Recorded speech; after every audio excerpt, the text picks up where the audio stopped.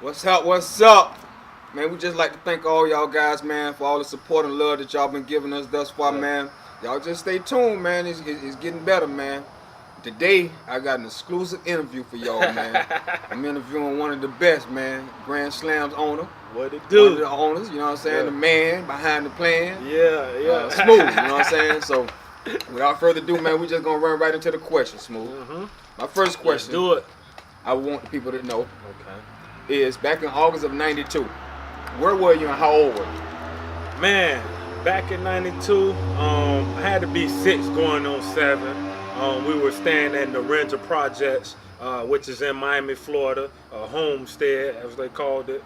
At that time, man, you know, this was right before Hurricane Andrew. So the little bit that I do remember, they did have like a little spot located in the Ranger that I had a lot of fun memories of. Oh, okay. So August of '92 Mm-hmm. was the time of Hurricane Andrew. Yeah. And Yeah, you was about 6 or 7. yeah, about 6 or 7. And you Mhm. remember Hurricane Andrew?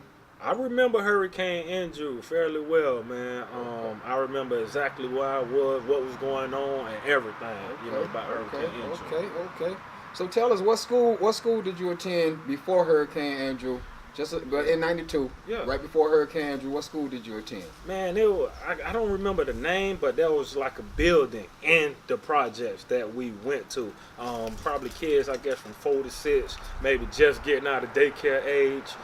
We Okay. went there. They, taught us the basics, how to Okay. count, how to write, that kind of thing. Oh, okay. And some of the things that I remember from that, man, is do I change my life and my behavior? I think I've spilled something I remember the teacher telling me, don't do something or don't reach across, and I still reached across to get the glue, I believe, and I spilled something. So at that time, man, they put that powder on you. Uh-oh. And they don't do it these days, but '92, that all it took is one time One time. You mean to you wasn't get supposed- that powder. You wasn't gonna get no more of them, huh? Absolutely So when the not. teacher say no this next time, no means Yeah, no. I ain't reach across there. I ain't spilled nothing. No, I was careful. So you learned no mean no at an early age. Yes, sir. Okay. Yeah. All right. So man, next question.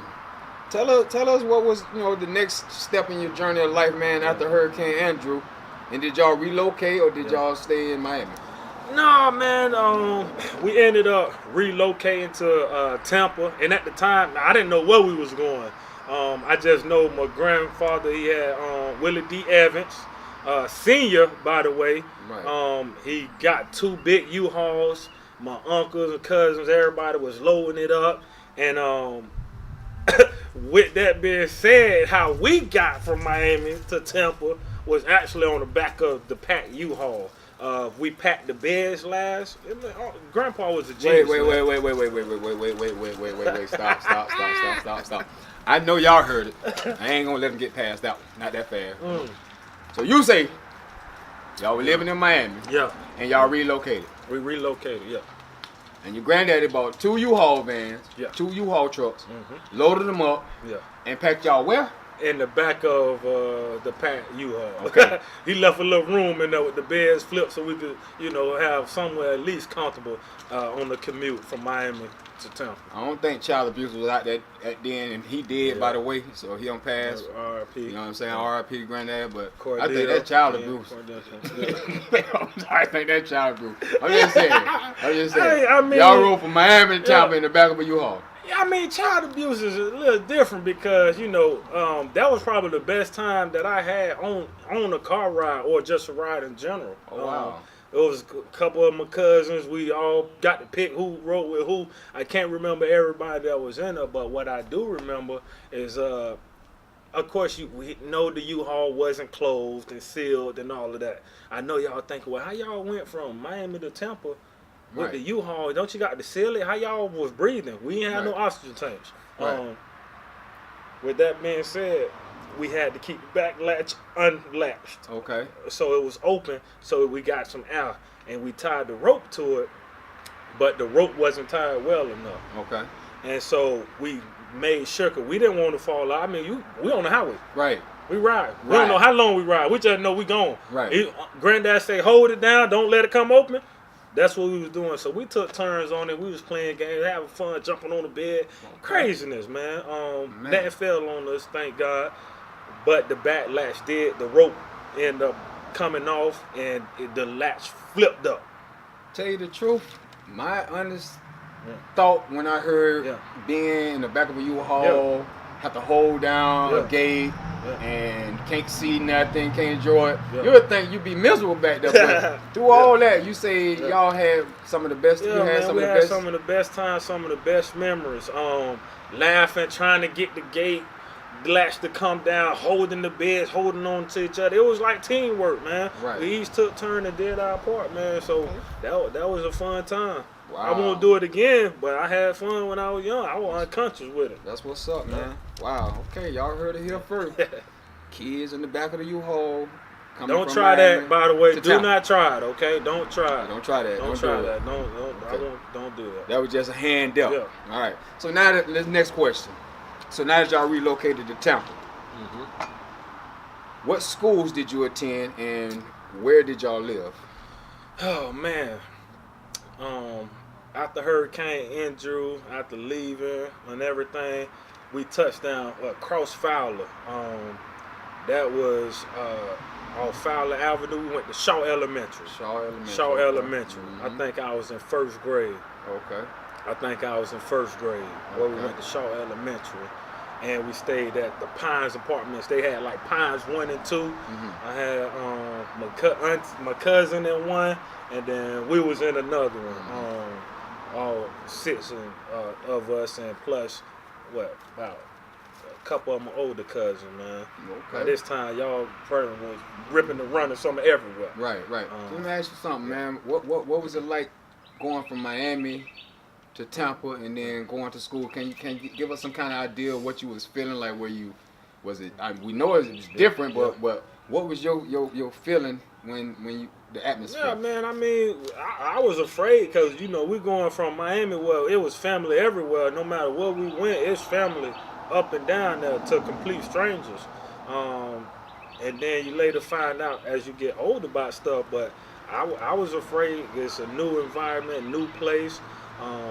But I was just happy, honestly, just to be able to just get out the house. I like to be out the house. Right. I enjoy being out the house and seeing new stuff. Yeah, my older cousins always kept my haircut.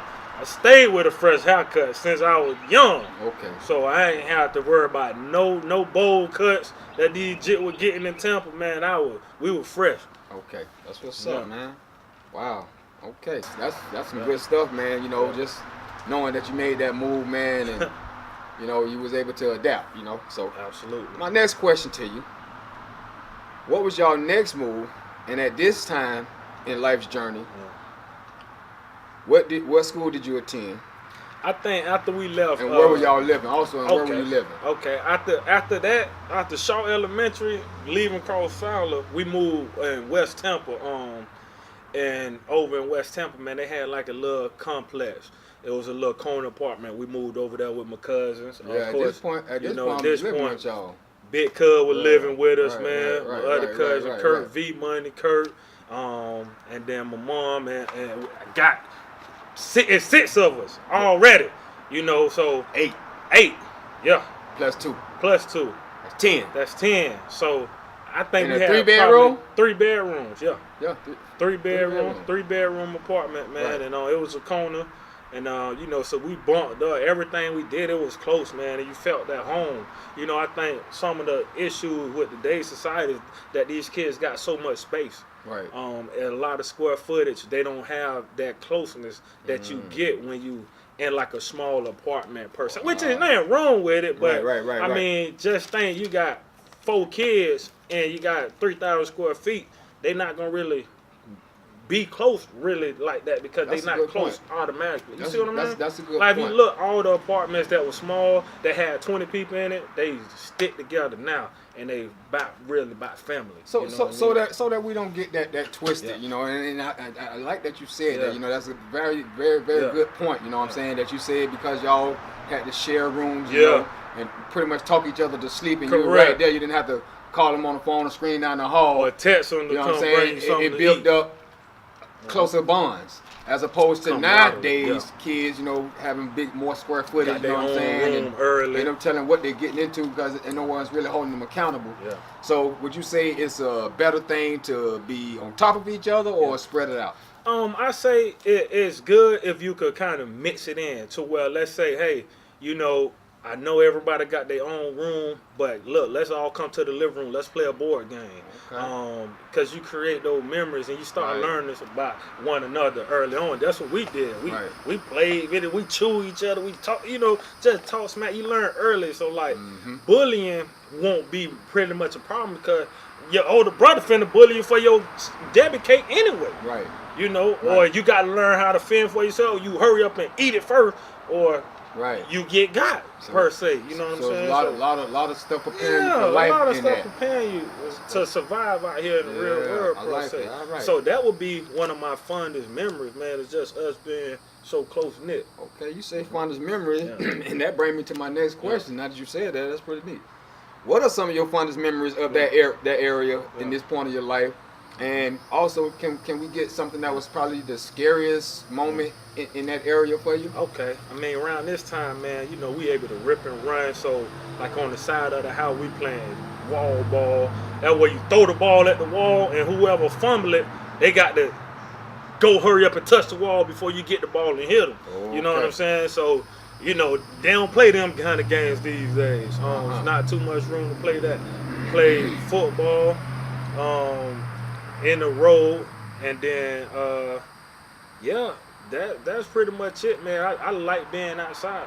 So you stayed in this little we stayed in this little area, and y'all found little games to play to entertain yourselves, and you know I had never really got a chance to experience most of that with y'all, but I know y'all used to go and do y'all things, but what I heard is say, you know, kids don't play these type of games no more. I want to believe it's because they don't know how to innovate. Okay. So with that being said, let's see if we can give them some of that energy in that game. What was the drive for wall ball? Man, the drive for wall ball is not to get hit by that ball. Not to get hit. A lot of times we played with our shirt off. And if you play racquetball, you know the little blue ball? It's like a tennis ball, but it's naked. Right. Like if you peel a tennis ball, that little ball that's inside, that's the ball. Okay. And they play handball, but we play wall ball where you throw it. And man, getting hit with that ball when you sweating. Woo!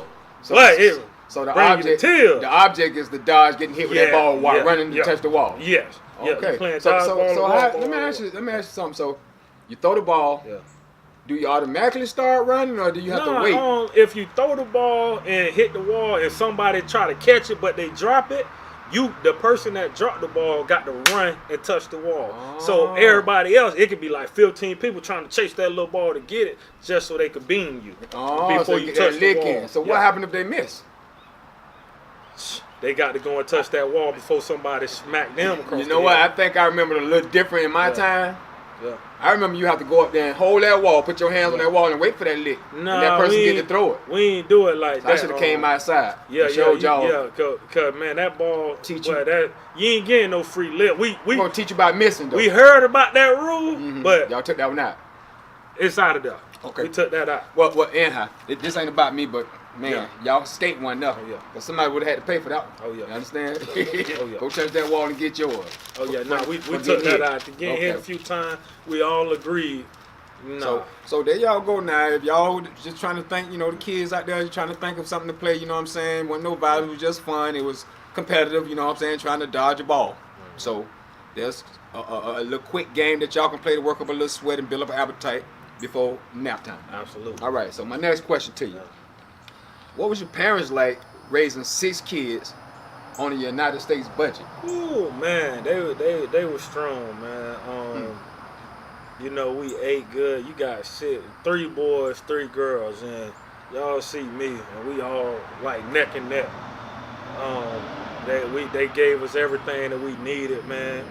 Didn't worry about once because we had so much. You know, they just gave us so much love. We'll sit down, go to the beaches, going to the beach and everything. But I was saving something because he asked me something like one of my incident that was scary. But I want to tell you a little bit about my parents. They did love us. They cared for us. You know what I'm saying? But we went to the beach. We had cookouts. We had parties. They did all that. Mm-hmm. But when it was time to get disciplined, okay, one of the memories that I remember that I was saving just to let y'all know my parents, they wasn't monsters. They was caring and loving. But one of our neighbors had a BB gun. And it was one of the ones you pump. It was like the rifle, like the hunting BB guns they had. And so we was pumping. Thought we took all the BBs out because, again, they already knew the rule. Y'all gonna play with this, you can't use the BBs. Y'all just kind of, you know, we kids. You want to shoot, you want to try to go out and shoot glass. We was doing all that behind the apartments. Mm-hmm. So in this case, they was like, okay, make sure y'all always got the BBs out. They kind of give you like safety rules. Mm-hmm. And they trust you to abide by them. Mm-hmm. When in this case, we didn't. And we pumped it up so much that it really became like a real rifle, like a gun. And it just so happened that the way one of the neighbors was pumping it, my brother Elijah was kind of like in the way of the barrel, and his hand hit the trigger, and he pop, and so we laughed. And next thing you know, I looked at my brother, and I'm like, oh, he like, oh, what's that? And the BB went, it hit him. It went inside of him. And so we just shook right now, because we like, oh, we finna be in trouble. It's me finna die, man. Something ain't right. So we trying to squeeze the BB out of him. We trying to squeeze it out of him. We trying so hard not to get the parents involved, man. And to where, you know, we all just crying. All of us just crying. We don't know what to do. So we finally told the parents, and they hurry up, called the 911, rushed them to the hospital, let them know we on the way. And the doctors got that. They was able to get in there, man, and they missed something significant. So I probably like 2 inches from, I guess something they were saying. I was young at the time. I can't remember. But it was 2 inches away from an important organ that he needed. So, wow. Yeah. So that could have been vital. Yeah, it could have been vital, man. So then with that being said, let me ask you this. Like, if you can go back to that moment with a little bit of knowledge of what you know now, even though you're afraid of your parents, you know, you don't want the consequences of perhaps behind whooping. What you think you would have done different? Man, immediately told an adult or somebody that know what's going on, know the right authorities to call. But we ain't know about now. We shocked. We in shock right now. So you just ask for help. Anytime you just feel you in shock, you don't know what to do, talk with somebody else. Maybe they a sound mind. You going through it, and they could kind of be your reasoning. So I would say always go get an adult if something go down. Okay. Whether you unsure or not. The outcome. For the outcome. I mean, because somebody else is. Best believe that doctor say it was 2 inches for something, but once we got home, yeah, it was. You got whooped. We all got whooped. I think the whole apartment complex kids, everybody was lined up and got whooped. And this is after telling them. They were after telling. So either way, you were gonna get whooped. Either way, you gonna. But guess what? If he died, you were gonna get whooped. Oh my goodness. Yeah, it was over. But he lived, and I'm sure that was better on y'all behalf that he lived and got that whooping as opposed to him dying and now we could talk about getting murdered. Yeah. Still getting whooping. Yeah. Yeah. Okay. That would have been. Yeah. So the key that I'm getting from that is, even though you think, I mean, everybody's situation is different, but what I would want y'all to take from it is, whether you know that the outcome or not, go ahead and make that move for the sake of that person. Yeah, make that move. Just go ahead. For the sake of the person. Sacrifice. I like it. Just take it. Own up to it. I like it. Yeah. Okay, that's what's up.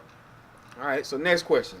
We don't talked about, but earlier we had talked about 3rd grade, and I just wanted the people to hear. You know, we heard a lot about everything right now, and I just want to move on school. We talked about 1st grade, but then we kind of got off of it, so I just want to go back into to your life of school. Okay, to you know school. What I'm saying? Because I think that's where a lot of the PowerPoints at in his life is at. So we're gonna go back to that. So we had talked about 3rd grade being a breakthrough moment. Yeah. On this journey of life. Tell the people more of the 9-year-old Smoove. Okay. So the 9-year-old Smoove, man. I got upset playing the games, man. First and foremost, So I wasn't that good at video games, like when it come to Madden or football. I was good at the role-playing game where you got to beat the games, the RPGs and stuff, man.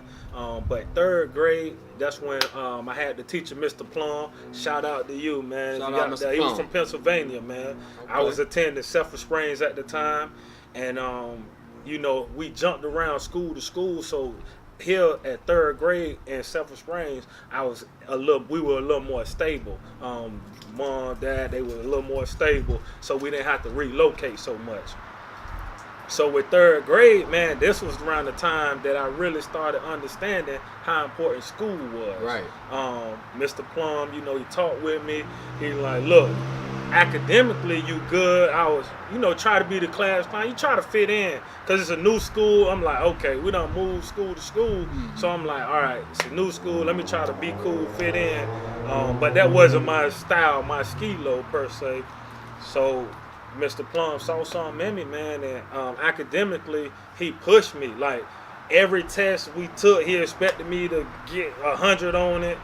He just always challenged me academically, so it kept me from, you know, falling into some of the traps early on because he taught me a good work ethic in third grade, man. So this Mr. Plum, was he a white man? Yeah, he was a white man, man. Mr. Plum about 6'4", 280, man. Okay. And he was just a teddy bear, man. Okay. And he really just took the class and just showed us a different element. Right. Like he didn't have a favorite student per se, but he just really enjoyed my work ethic. And at that time, I started to make straight A's, principal honor roll. Right. So he seen something, and the demographic, you know, we in Sulphur Springs, so anytime you see that highlight as a teacher, you know, you take pride in it and you want to make sure it actually gets to its potential. So it was only natural that he ensured and told other teachers, and people started looking after me, looking for me, you know, making sure I was staying on track to eventually, you know, make something on myself. That's what's up. And the reason why I asked was he white or black, because you know, hearing that story, you'll hear more about a black person really more interested in the black kid, you know what I'm saying, and pushing them as opposed to a white person pushing a black kid. So what that showed to me, or what I wanted the people to see, is that it are some good teachers out there that really care about their job. Yeah, they do. And they try to help the kid no matter what color they are. Yeah. So big ups to Mr. Plums on that, you know what I'm saying? So, all right, well, let's move to our next question, man. We heard lots of great things. And I feel that, you know, we should move right into middle school and give the people some of that journey of your life. Okay. Man, right around middle school, you know, I had been playing baseball as a young kid coming up, man. And football, I quit football. My team went to the Super Bowl. No, they can keep that football. I ain't got time for that. Them pass thing, man, You know, you using somebody else's pass and all this crap here, I'm gone. You know, so I knew football not for me, first off. But baseball, I was good, man. And with baseball, I was most definitely better than my brother Elijah, who ended up making it to the major leagues.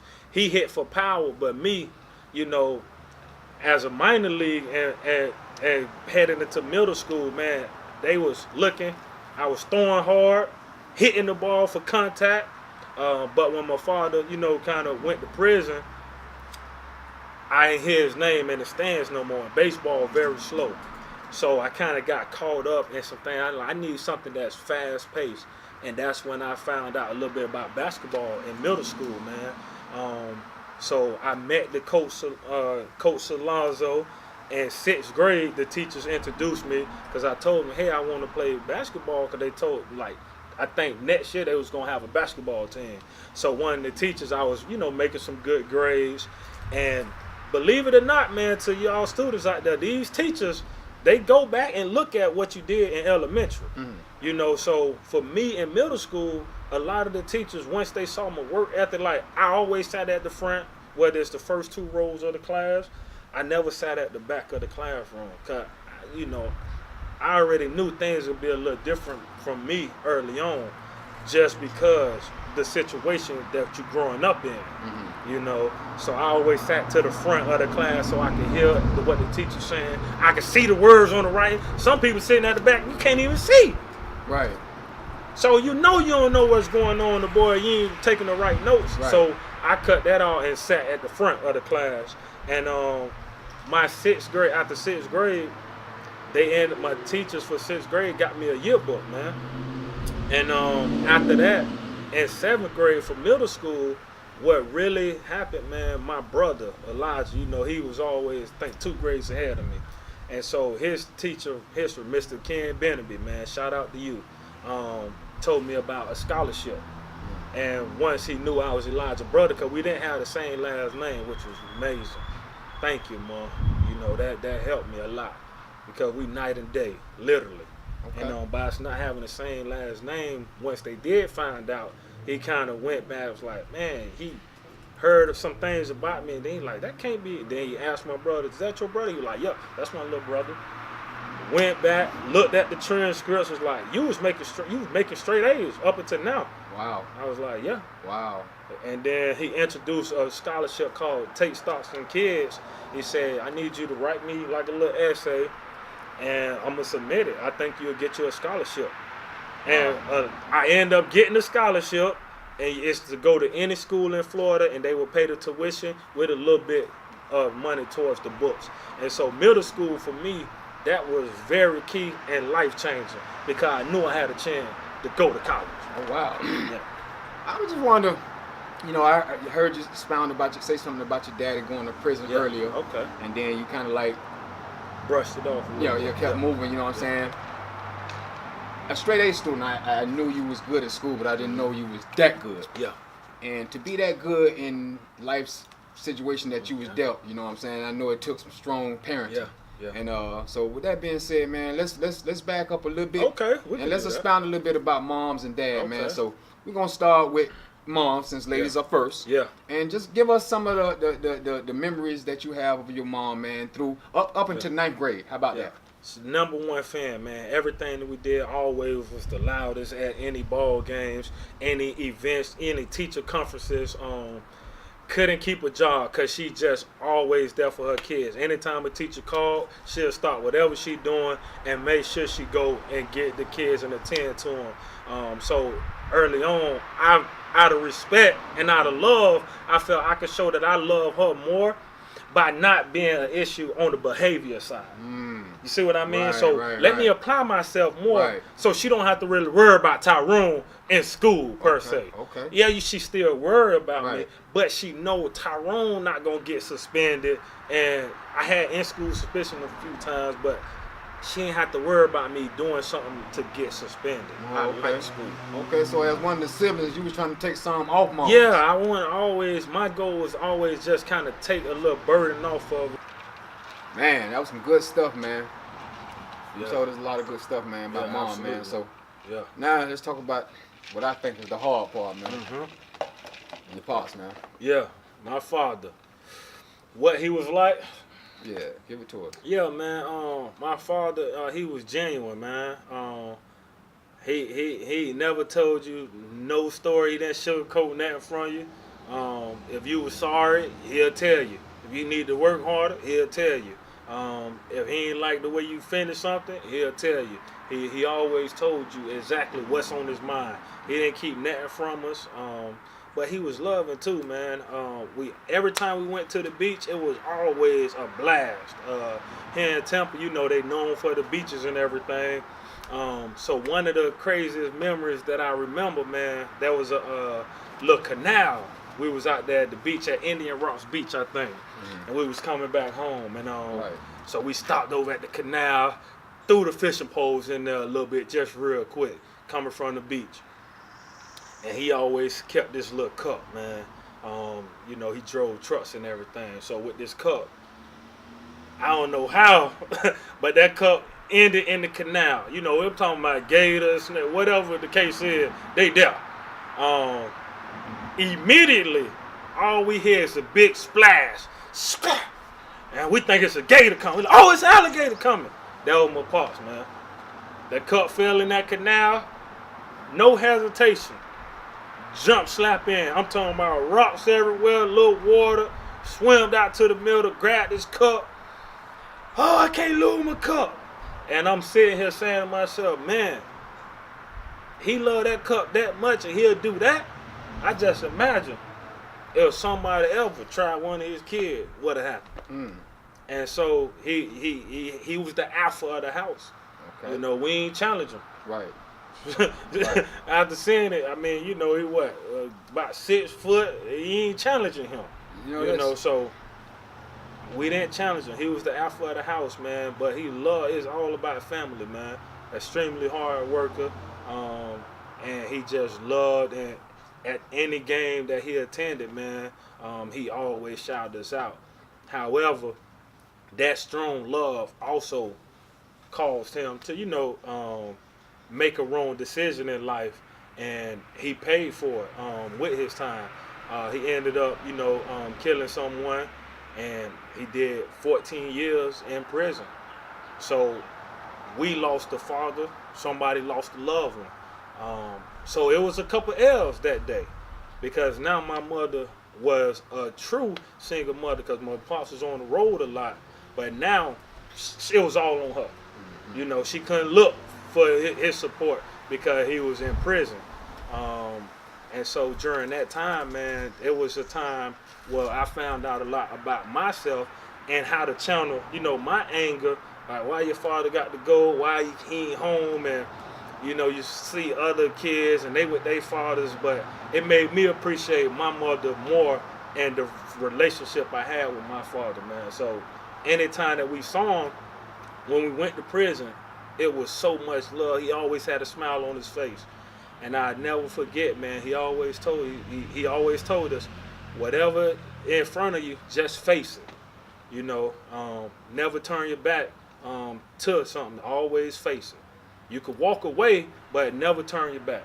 And to this day, it's okay if we, you know, you get into, because it's life, man. You may get into a situation or altercation. You don't always have to solve by fighting or whatever, but he always said, you know, don't start that, but finish it. And so I never like turn my back on adversity. You always just face it, man, head on, because life ain't fair. Right. But hey, you know what? It is what it is. You got to find something that motivates you, and that was my motivation. Right. You know, my father going to prison. Now my mother stuck, man. We'll go time, man. The lights cut off. You know, we'll sometime, man. Mom get those groceries. You know, food stamps, Section 8. You know, she'll get that, and we'll have a fridge full of food, and the lights off. You know, and they'll be on that next day. But it humbled you, man. It made you really appreciate when the lights on, when the water on. A lot of different things, man. Like that water get cut off, we couldn't go outside. I'm hurt. I'm hurt. Ain't no water. How you gonna bathe, man? Please. Right. You can't do nothing. Come home, sit down. Don't do nothing. Don't even breathe. You know. But she always made a way, man. And my father, he'll be, you know, he was in prison, and he always told me, respect the mom, be the man, be a man, you know, and just be humble. You know, be humble and ambitious, man. Some of the things he put on me, you know, while he was in there, he got me to, I was able to meet other inmates, and they would tell me the same thing, you know, whether it's about their kids, what they doing, and he always wanted to know about sports. And from his aspect of it, he was keeping up with the papers, man. So around this time, you know, when we did visit, this was leading into high school, they had me in the paper when I got the scholarship. You know what I'm saying? So from there, he turned the NBA to a whole new meaning, National Business Association. Okay. So I'll save a couple of those nuggets, man, for 9th grade, which is coming up soon. But I just wanted to show you a little bit about my father, man. He was my hero, you know. Right. Well, you know, that's some very touching stuff, man, and you know, even knowing the story, man, you know, got a couple of questions I just wanted to ask, you know, that you know, kind of like made me go back in a couple of years of my life, man. Okay. And by the way, man, this is my big cousin, so you know that already. You told him that already. Yeah, but we got a reminder for anybody that don't know. They need to go and press. View it. I mean, you can, but this is my big cuz, man. I am. Just so you know. Just so y'all know. Just so y'all know. So, my first question is, I understand the process, cuz.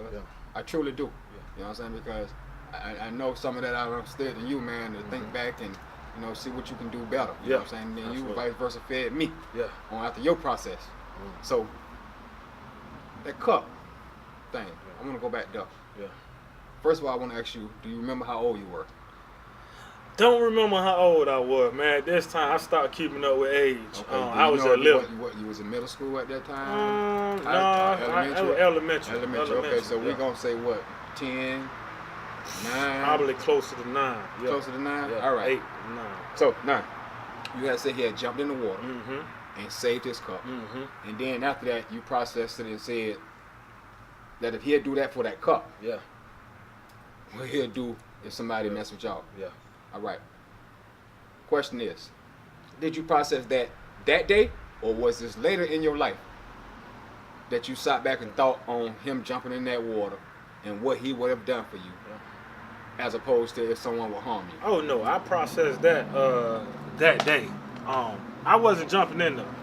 You know, coming from Miami, you hear about the alligators and what it was, Alligator Alley or something like that. Was Tamiami Trail now it's called? Yeah, so that's what all that's where you jumped in at? No, but it was, I associate that with whatever canal. You know, we gotcha. new here. You know what I'm saying? We just coming to Temple. You see a canal, you know, hey, all right. Right. Okay, right. There's water though, gators gonna come play too. So whether I don't know if it's fresh, salt, I don't know. We young, you know. Right, gotcha. So we just know alligators. Right. In that murky water. Mm-hmm. The beach, okay, cool. We ain't caring about no shark, but them alligator, yeah, you hear about them. Okay. So me knowing that, I processed early on. Oh yeah, they ain't nobody to be played with. And an instance that I knew I was right, it came to life. We had a neighbor, man. My brother ended up getting into an altercation with one of his sons, and he happened to just call us a nigger. And so when my father came home from off the truck, my mom already called, you know, and let him know, hey, I guess what they had a page or something, but he knew it was an emergency. Mm. And so soon he got out the truck, all I hear my mom say something, and he hopped out the truck and walked next door, knocked on the door, and there was like a screen door. And it's the neighbor now, this white man. And we still, the kid, you know, the kid's gonna play.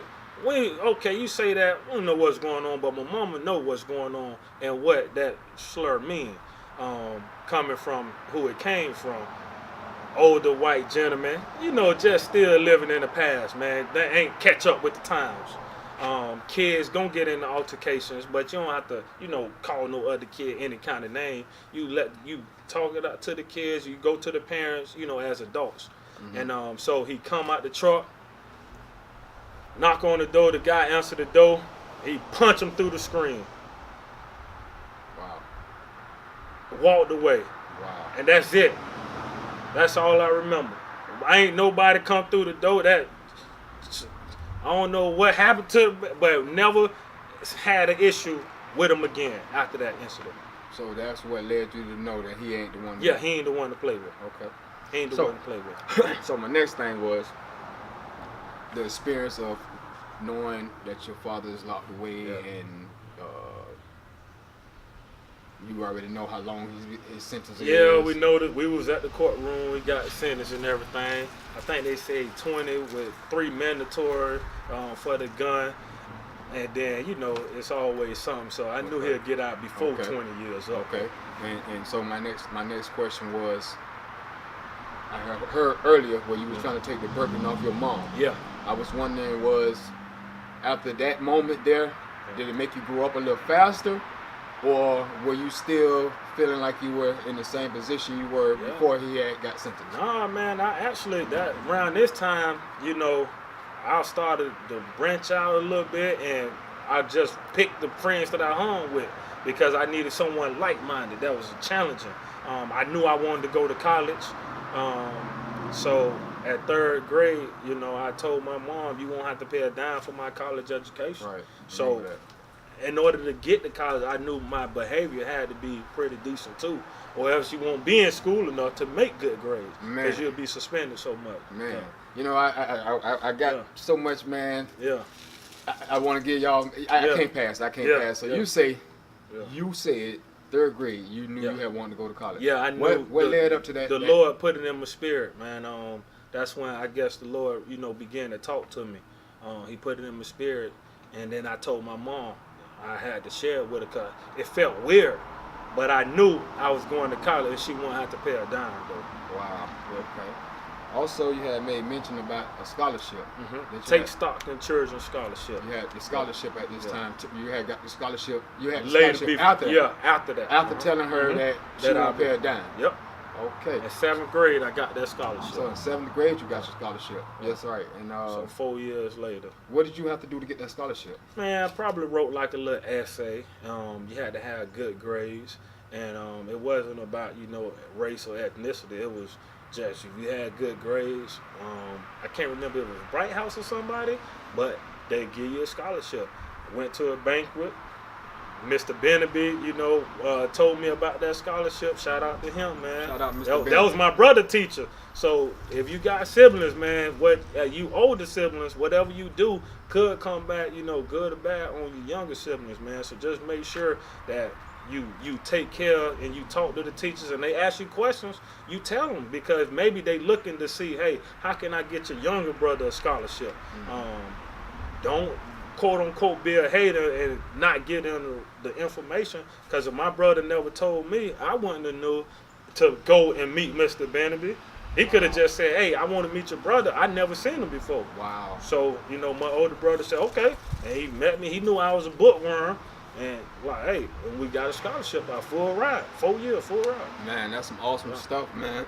that's some heavy stuff, man. Yeah. So, all right, so now we understand, a little bit more about, what it was like coming up, what I'm saying, in your journey. Absolutely. Let's go to our next question. Yeah. So what high school did you attend? And at this point, I'm sure you're a freshman. Yeah. Give us a little bit about, dealing with that adversity and puberty, and what's this stage like in your man? What 14, 15, man? You know what I'm saying? I always kept a fresh haircut. I'm dark, tall, handsome. Nah, I wasn't tall actually, man. I was probably at this time 9th grade about 5'10". So I was athletic though. But 9th grade really shaped me because you have to be more responsible. And I knew, hey, if I wanted to, get to college, this is where it's going to start. So I took 9th grade serious. And the counselor for the school, at Hillsborough High School, I told I want to take all the hardest classes first before I be a senior. My senior year, I don't want to do no work. I just want to play. And that means no electives, no nothing. I knew I was going to try for basketball, so I don't need an elective. I practice and play basketball, or I could go to the park for an elective. I don't want to play team sports and all that weightlifting crap right now. Right. So I took all my core classes first. Oh wow. Yeah. Wow. Core classes, honor roll, all honor classes. Coming from Central Spring, all honor classes. I wanted all my hard classes first, so I could party and parlay when I'm a senior. Wow. So so let me see if I got this straight, man, because that's actually heavy if you actually been paying attention to the whole story. So, at 8, 9 years old, you had told your mom that she won't pay a dime for college. Yep. Now what, we 15, 16? Yep, 15. 15 years old, and you're on a mission. I'm on a mission. Locked in. Still. My older brother, me and Elijah, went to the same high school, man, but I had a different name. Elijah Dukes Jr. and I'm Tyrone. You know what I'm saying? My last name was Evans. So by us having a different name, they didn't know we was brothers, and I kept it that, and we kept it that way for a reason. He could do his thing, I do my thing. I'm not finna run him a bit brother and use his name for now. I'll make a name for myself. Okay. And so I was humble. I don't stop and talk in class. That bell rang, I go to Malacca, get my book, go straight to class. Now, as the year went on and basketball trials was here, people started noticing me. Because I could already jump, I could dunk, I could do all that. So they started to take notice. And I remember my brother, every time the football practice, he like, T, man, them boys be like, man, who that is, man? That jit just be running, man. We out there conditioning on the track, and I was always, in the top 5. And so he told me, he was like, you going to make varsity. And at the time, man, Coach Howard, you know, he was a big bodybuilder coming from Jefferson. So it was a new coach. And I'm excited because Elijah got a chance to, you know, see him in action when he was at Jefferson. Now he's at Hillsborough. And he like, you going to make varsity. And I'm like, man, come on, man, stop playing. And but he was right, man. Ended up making the varsity team. Played 108 games, scored over 1,500 points, grabbed over 1,200 rebounds at 6'2". They had me listed at 6'5", but, you know, at 6'2", man, I'm, you know, senior year, I think I averaged, what, like 23 and 13? And 2 other players averaged double digits, so life taught me a lot about being a team player, and it translated on the basketball court, too. That's what's up, man. Man, that's heavy, bro.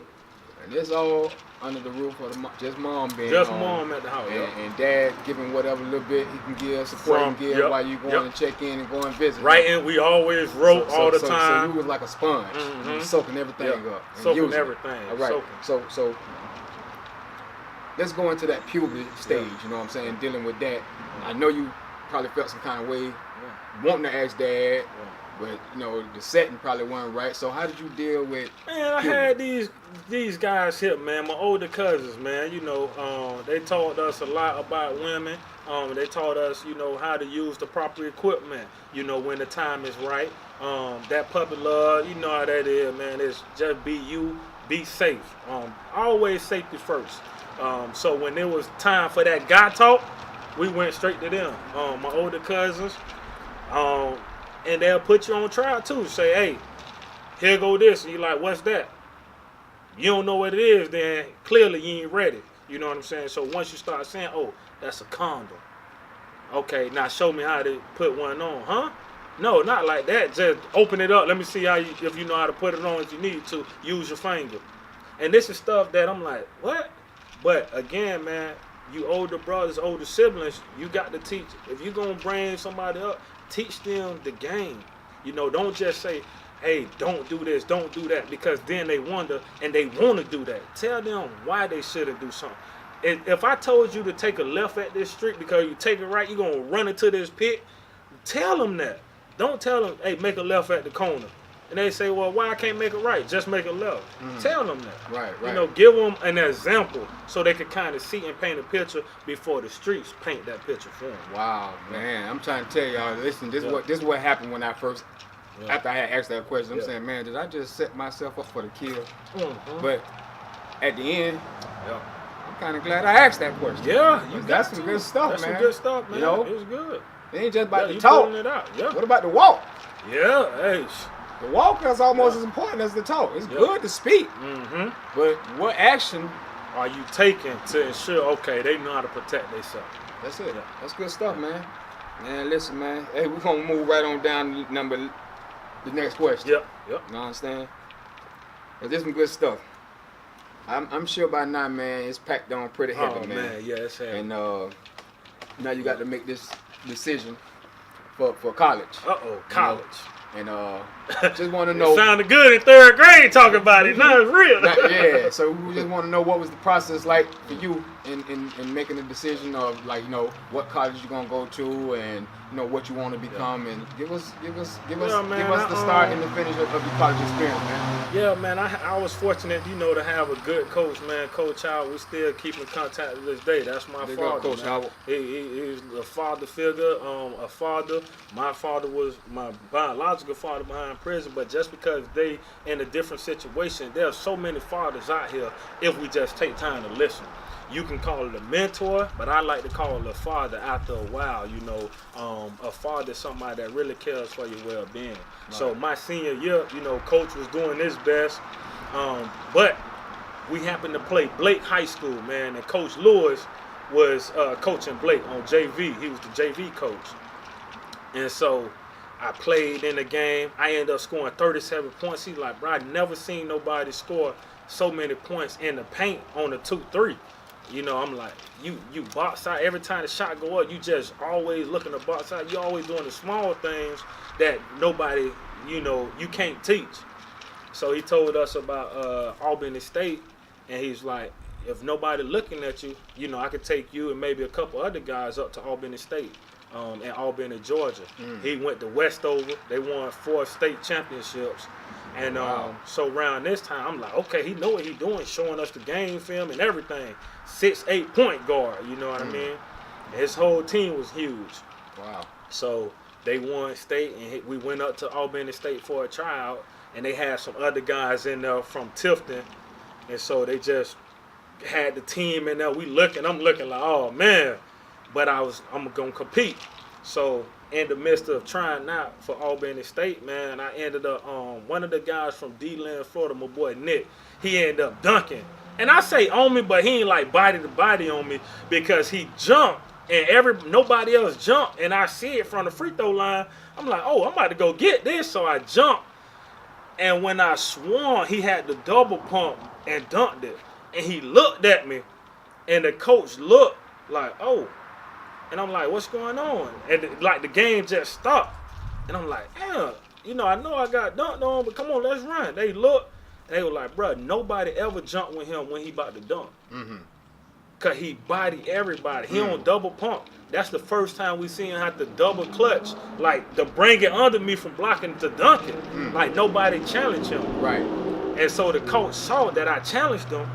He pulled me to the side, and I mean, I got my cousin, Meatloaf, man, my boy. Man, it was some of everybody. Shout out, cuz.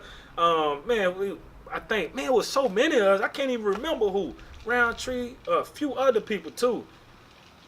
But he pulled me to the side, like, I want to offer you a scholarship. And I'm like, huh? What I didn't tell y'all was after he dunked on me, I came back the other way and caught that alley-oop on him. Uh-oh. You hear me? Uh-oh. There we go. Oh, yeah. So they threw the oop. He tried to count. I caught it. Bammed it. And they, so the coach, hey. No. Now, we were just talking about talk to talk. So, you think you can back that up with some footage? No footage, man. It wasn't no recorded. You know what I'm saying? I'm sorry about that. You just got to go word of mouth. But yeah, man, the coach pulled me to the side and wanted to sign me that day. But I'm like, I got to go ask my mama. You feel me? I'm in all been on the one mat, man. I got to ask my mama. Right. It just so happened, man, we ended up signing. Coach Davis came down, and my boy Coach Cam, man, was very vital in me taking that, going and accepting that scholarship. Because he's like, you remind me of me. You gonna be my defensive specialist. That's some really, really, really good stuff, man. I'm telling you, man. Wow. I'm really getting to learn a lot here, man, about you, man, that I didn't know, man. So I know you guys, man, enjoying this, man. So what I had wanted to know was, just for the seniors or upcoming seniors, what I'm saying? It's going to be seniors after seniors after seniors. They're going to keep coming. But it's all about preparation. Yeah. So as a senior, getting ready to make the transition in college, to go to college, knowing that you already have a scholarship, and I heard you make mention of the coach offered you a scholarship at Albany State. They won't offer me a scholarship. Is there a difference in type of scholarships? Can you elaborate about that a little bit? Yeah, man. One of the scholarships was just strictly academic. It was the student portion of a student athlete. So the other scholarship I got in 7th grade, it was just strictly academic, no sports related scholarship. Oh, okay. But at Albany State University, once I tried out, they offered me an athletic scholarship. And what that is basically they want to sign you per se. They give you a certain amount of funds for that year. It was 100%, and you go to school just like any other student. However, I was on the men's basketball team, so you got some extra perks and privileges. I could go in the gym when I want, how I want, whenever. So okay, wow. It was on the academic side that I said, you know what, I'm good academically, but I do like competing. I do enjoy sports. So I decided and took the option for the athletic scholarship. Okay. Now, another key thing, too, is the college lab. Going to the college lab, talking with the counselors, you're able to pick their brain because most of them been to college, so they kind of know the process. And some family members may know, but they don't always tell you, like, the nuggets, like the small thing. It's always, oh yeah, go to college. Right. How do I get to college? What is college? It's no curfew in college. You're going to be on your own in college. You literally, like, you on your own. Whether it's an academic scholarship or an athletic scholarship, your food, clothing, a lot of that stuff, man, you're on your own. You know, so it's like when you go to college, you making a major decision in your life. You know? Right. And so you need to know what does it take to get accepted into a college. So start now, man. Go and look and see, hey, I want to go to, let's say, Florida State. You could go to Florida State, but see what do they require you, you know, and then see if that program interests you. So that's just me. I chose to go the route to college.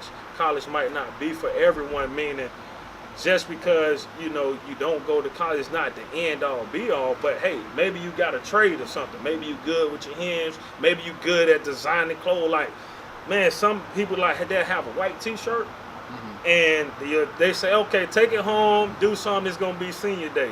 And the stuff they come back with, you're like, man, I'll wear that for real on a regular day. You may want to go seek, you know, trade and be a designer, a clothes designer or something like that. So just find what you like to do, because people can always tell you, go to college. Right. So with the first scholarship you had, did you have any idea where you're thinking on colleges and what college you would want to go through when you first got that one, or that wasn't even a thought process at that time? And this was what, third grade again? Yeah, third grade. No, seventh grade. Seventh grade. So I'm sure you by then you third grade I wanted to go. You don't heard a lot about colleges and all that. I'm sure you was trying to think of, you know, the process began on what college I want. You know what I'm saying? Who was the most exciting? Like give us some of that. Man, give us some of that process. You know, being from Miami, you always think University of Miami. Okay. But you know, I wanted to go to Florida A&M, man. Okay. I wanted to, I think at that time, I wanted to do mechanical engineering, and I found out that I wasn't too good. That's why I like, hey, you know, I switched it up a little bit, but I was actually accepted in the FAMU. And I enrolled in mechanical engineering because I figured, you know, I can learn anything. Right. And one of my buddies called me one day when I was at Albany State, was like, T, man, the teacher just called your name. You would have been in my class, you know. So I thought that was pretty cool. Okay. But I still went through the process for FAMU just in case Albany State, whatever reason, it fell through. Maybe they'll pull the scholarship back or the fund. It's crazy. You always want to have a plan B, C, D, E, F, G through Z. Absolutely. And that's in life as you move through, you know, as you move through the journey. Absolutely. So also, man, you know, like, that's awesome, man, that, you know, you're actually helping us prepare, but you had said start now. Yeah. Like, who were you pertaining to? Because I said, I would talk about seniors. Yeah. But when you said start now, it sounds like you had started, what, third grade, seventh grade? Yeah, third grade. I say about third grade is when you start. Man. So when you say start now, are you talking to third graders? I'm talking to anybody that, you know, maybe have always felt maybe college not for me or afraid. Whether you're in first grade, second grade, third grade, you got younger siblings, little kids, start now, start picking their brain and saying, hey, what do you want to do? You know, it's going to always change, but ultimately, you know, don't ever feel like it's too late. If you ever had a thought in your head, I need to go to college. Well, I would like to go to college. Go experience it, you know, even if it's for a semester or two. It doesn't matter. I think we all should just go and experience something without worrying about what people are going to think of us. You know, at the university, there was a lot of older individuals, and when I say older, I mean some of them were in their 40s and 50s that happened to be in my class when I was a senior that decided to go back to school and get their degree. Oh, wow. Yeah. That's awesome. Yeah. So, all right, man. Okay, so making that transition, man, from high school into college and knowing you're going to be away from your families, you know, the people that you, but not detached, but just away from them, you know what I'm saying? Like, and then all these new faces, all right, you know, we asked about the kid, you know, so you'll cry and all that. I just want to know, man, did you cry when you first went to college? No, man, I ain't cry. Okay, stop right there then. No, I'll tell you a little bit about that whole journey, man. Okay, it's one of the funniest things, man. Shout out to boy Mac, man. Mac 10. What's up? What it do, man?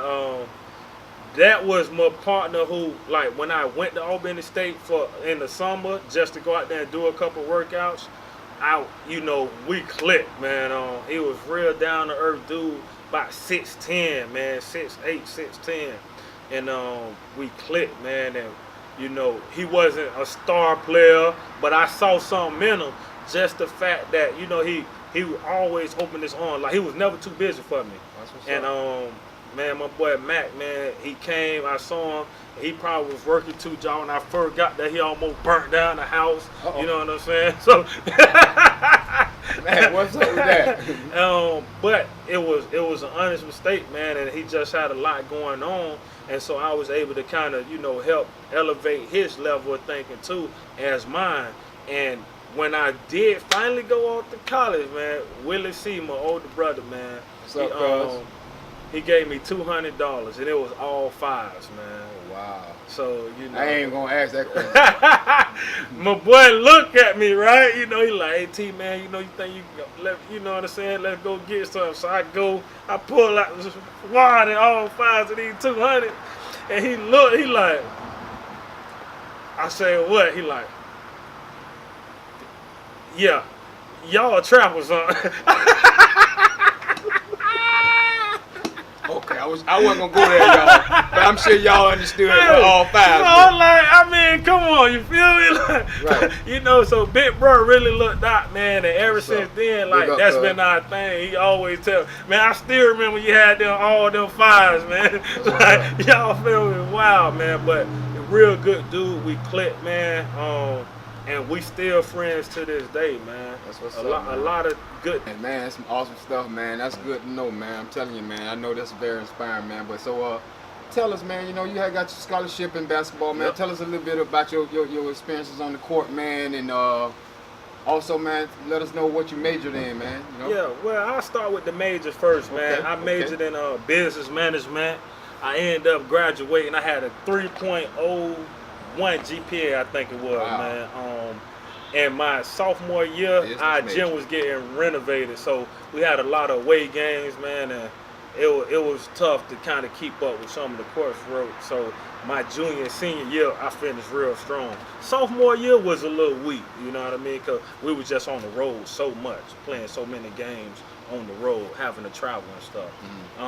But my basketball, man, it was always fun playing ball. The highlight for me was just competing against some of the local players from Albany on the daily basis. Anytime they came in the gym, man, it was always fun to go against all of them guys, and some of them I still, you know, keep in touch with. What's up? Of course, whooping up on Fort Valley State, you know, that was our rival at the Peach Classic. I don't think we lost to them, but probably 2 times maybe out of 4 years. We played them 8. So I think we were like 6-2. So I always took pride in whooping them up. In 2007, we actually won the SIAC championship. Oh, wow. And man, my boy Ray, shout out to C-Town, man. C-Town. He went to the coach, like this was during, you know, the playoffs time. Went to the coach, man, and it was my junior year, and he looked, he said, Coach, I want Tyrone to start. I've been getting in foul trouble, you know, so let him start. And we pretty much played alike. I just didn't reach as much because, you know, he had quick hands, so he reached a lot. And he'll get them 2 fouls quick, get taken out the game, and kind of throw him off his momentum. And so the first game we went against the player of the year, I shut him down and ended up dunking on like 3 people, man, that game. So the playoffs time, when it's like, with me, it's like, if it's do or die, yeah, I do. I perform. Like, so I probably average like close to 20 points when it's playoffs time. Regular season, I ain't no ball hog like that. I had a good time. But playoffs time is do or die. I just need y'all to know, man, we out here getting ate up by these mosquitoes. So y'all see Cuz jugging at me. He ain't on no drugs. These mosquitoes keep popping. You hear me? They hitting right now. But, you know, for the fans, for the crowd, you know, it's it is all what work. it is. You know what I'm Yes, saying? indeed. So, but yeah, man, that's I ain't mean to cut y'all rude like that, but I know that people like, man, what are you doing? What he on? You know what I'm saying? Reaching down, itching good. But the mosquitoes out here ain't playing, y'all. Well, they ain't playing with us. Not playing. For real. You can feel them bumping into you. Ow. I had to lean back this way a little bit, keep from hitting the camera. You understand? So, but now, man, you know, I experienced that too with you, cuz, you know what I'm saying? And one thing I used to always be concerned with, because I used to be like, cuz you starting, you know what I'm saying? You know how it is. Yeah. And you're like, no, and you stay humble about that, you know what I'm saying? And for them upcoming ballers out there, man, I got to squeeze the nugget out of you, man, see if they can raise the bar just a little higher, man. Okay. Like, what was your what was it like for you, you know what I'm saying, as a competitor coming up and compete? And I know we push y'all to the competitive level. It's just competition. What was it like to have to sit on the bench, knowing this is my chance right here before me? Yeah. And I tell you, I sum it up like this, man. That's a good question.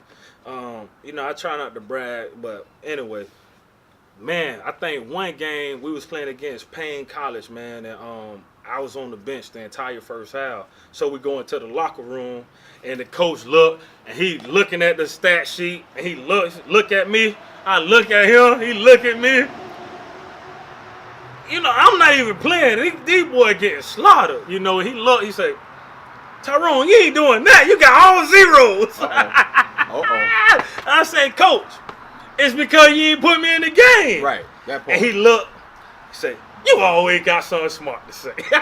This in the game. But I was right, though. You know, he didn't put me in the game. So, of course, he's going to say 0 minutes, 0 everything. Well, that second half, one of my boys fouled out, man. And so Coach walking back and forth, and he look at me, and he say, go get him. And I've been smiling because the assistant coach, Coach Cam, a.k.a. Camelhead, what up? What's up, Cam? He was like, hey. Coach Cam. Be ready. He always told me to be ready because he always believed in me, and I always believed in myself. So when I'm warming up, I'm going hard like I'm starting. And so he told me to get in the game, man. I think we was down maybe 4 or 5 points, and we ended up coming back to win. And by me not playing in the game, they really didn't have no scouting report on me. So I was able to score the winning basket, man. I caught the ball at the top of the key, and I guess the guy really didn't know how to play me or what I was going to do. He thought I was going to shoot it. So I gave him a jab step, and everybody just seemed like the Red Sea opened up. You feel me? Like Moses. I gave him a jab. It opened up, and I just went in and laid it. And to this day, my boy Mac always said, you should have dunked it for the game. Things happen at Albany State, and the best part, man, is learning how to make that transition. Don't be afraid to leave the nest, man. It's hard. But if you surround yourself with the right people, and even now to this day, I still have mentors, fathers. Like my father is no longer, you know, on this earth, but I have other fathers that's in the flesh, man, that I look to for guidance and for advice. That's right. Yeah. That's what's up, man. You know, I can sit back here all day, man. Yeah, absolutely. Try to pick your head, man. I know it's still so much, but yeah, you know, we're gonna bring this to a close, man. I know, man, you guys you're gonna enjoy this one here, man. Yeah. Anyhow, let's bring this to a close, cuz, and I know been a lot of good stuff, man, came out of this, man. I just hope this bless somebody, man. Before we close, man, is there anything or anybody that you would like to talk about? You know what I'm saying?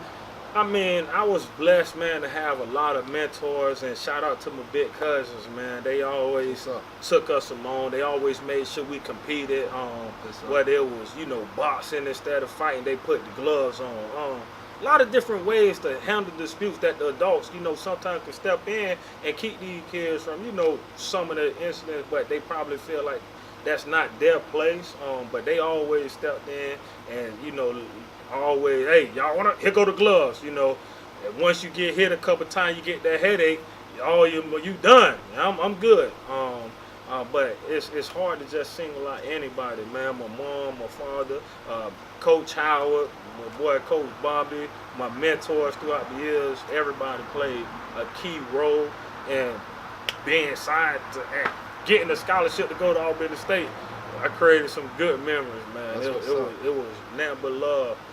So I would just say, just push hard, and you never know who watching, because I had no idea that my transcripts was being pulled while I'm in 7th grade, and it led to me getting a scholarship. You know, right. You never know who watching. Always keep your face clean, man, and just stay humble through it all. That's right, man. I mean, man, listen, man, that ain't inspiring, man, for some of you kids, man, right now in school, man, knowing that you can go further, and you got a bridge right now.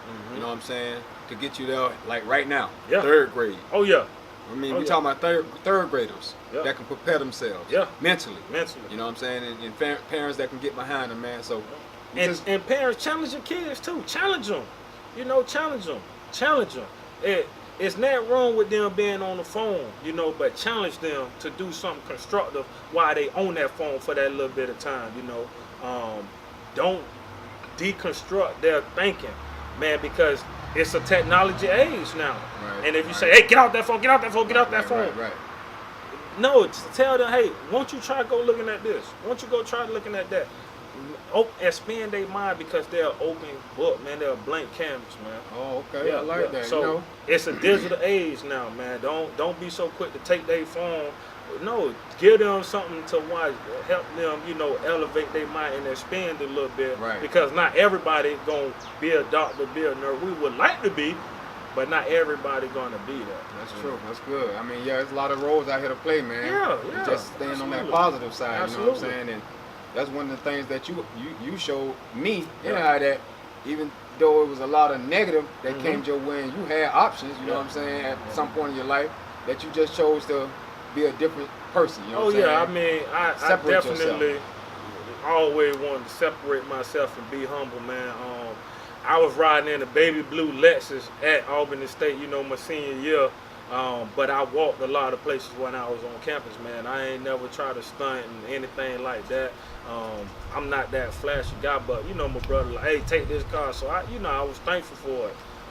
But we rode in the baby blue Lexus, man, and through it all, I still went to my classes. I never switched up, you know, on the cats too.